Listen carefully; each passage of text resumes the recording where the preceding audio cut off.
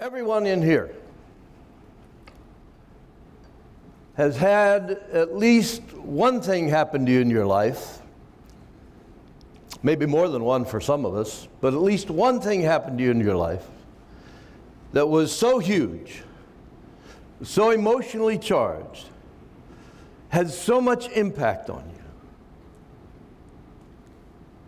that if I ask you to think about it, it'd be like it happened this morning. I mean, on rare occasions, something will happen to us that has so much impact on us, that is just so charged up, so emotionally, that we sort of carry it around forever with us. It's burned right here in the front of our brain somewhere. For me, one of those things happened on the 31st of August, 1967. But I'll tell you what, the 31st of August, 1967 stands out in my mind as though it were etched in crystal. I can look at every detail of it. I can run it forward, backward, fast action, stop action. The 31st of August, 1967, I was a somewhat younger naval aviator. I was flying an A-4 aircraft off the aircraft carrier Riscany. We were in the Gulf of Tonkin, about 60 miles from the coast of North Vietnam. The 31st of August, 1967, in the Gulf of Tonkin was one of those gray, hazy days at sea. It was the kind of day where you stand up on the flight deck and look out there, there's no horizon. Everything's the same color. Kind of goes from over your head to under your feet. We manned airplanes about 7 o'clock in the morning, launched 18 of them from the ship, rendezvoused overhead, got ourselves organized, pointed the noses toward the coast of North Vietnam. The target that day was a small railroad bridge just inland from the port city of Haiphong. We crossed the beach, they started shooting. They always started shooting. That day, among all the other stuff, I remember very clearly, they fired in succession from way, way out in front of us, 2 surface-to-air missiles. Now, back in the day, a surface-to-air missile was about the size of a small telephone pole.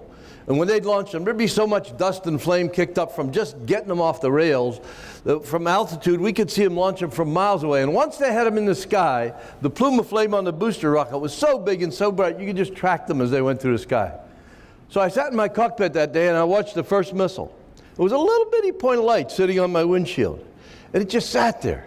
And it got bigger and brighter and bigger and brighter and bigger, till finally it started to move on the windshield.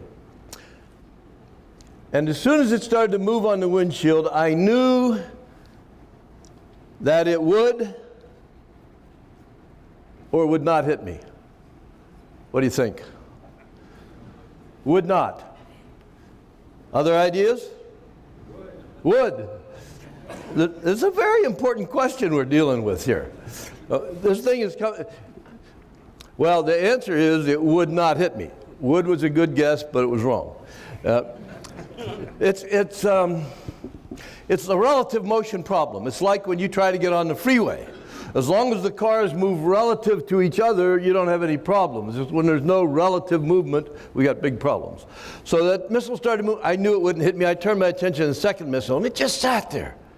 And it's this little point of light, and it's getting bigger and brighter and bigger and brighter until finally I decided if it wouldn't move, I would.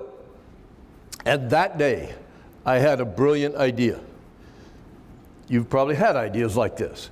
They sort of come to us in a flash. All of a sudden, I knew, and what I decided to do, rather than go to my left and have to dodge through 16 airplanes right here somewhere beside me, I decided to just roll my airplane up on its back, go across the top of the only airplane on the right-hand side, come down on the outside, press onto the target. And it was a good idea until I was upside down over this airplane beside me. The missile went right between us. There was a huge explosion. Fireball blew the tail section off my airplane. I didn't know that, by the way. The airplane just stayed on its back, started spinning and tumbling and gyrating and falling through the sky. It was shaking so bad that nothing would focus. When I tried to look at the instrument panel, it was just a blur in the cockpit. The stick was real loose. It was like not connected to anything anymore. Both rudder pedals were up against the firewall. This thing is wallowing and tumbling and falling. I had all the flying characteristics of your cell phone. I mean, this thing is coming through the sky like a ton of lead. And I tell you this, every time the nose of that airplane go by the water, and for me, that water meant safety. It seemed like it would hesitate. And I would think to myself, this thing's going to fly. And I'd start stirring on that stick and kicking the pedals, the nose would whip off. Going through 4,000 feet, I got a glimpse of my altimeter, ejected from the airplane, had a parachute, landed in the middle of a small North Vietnamese village. Now, when I first landed, there was nobody around. They were wherever they went for air raid, so I get rid of my helmet and my parachute, and I ducked out between the hooches, and I started running out across the rice paddy. And as I'm running out across the rice paddy, I can look up and I can watch those airplanes flying away. So and running's probably not the right word for what happens in a rice paddy. You know, the mud's about this deep out there, and I'm trying to get through it, and I'm watching those airplanes. I get to about the middle of the rice paddy, and I can see that one of those airplanes was turning around, and he's going to come back. So I stopped right there. I started digging around in my gear, and I dug out a little radio that we carried. Now, I had had this radio in my hands a lot of times. The Navy used to make us get them out every couple of weeks on the ship and check the batteries. We used to play with them on the ship sometimes. The point is, I've had this radio in my hands a lot. But now, I'm standing out in the middle of a rice paddy. I get mud up to the middle of my calves. I'm watching that airplane. He's coming right straight at me. I have this little, for the life of me, I couldn't get that radio turned on. It was like I had all thumbs on both my hands. And I'm watching him, and he's getting closer, and I'm trying to get this dog out. And by the way, it's not a complicated machine. It only has 3 little switches on it, but I can't get the switches in the right sequence, and that airplane's getting close till finally, by blind luck, about the time he boomed across the top, I managed to mash down on the right combination of buttons on that radio, and it sparked to life, which allowed me to say, in my very finest airline pilot drawl, somebody's got to help me, get me out of here. And I started babbling in this radio, and my voice was up about 3 octaves, and it was just all gushing out of me.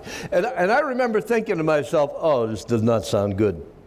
But there was nothing I could do about it. I babbled in that radio. I went on and on. The best thing that happened was I ran myself out of breath.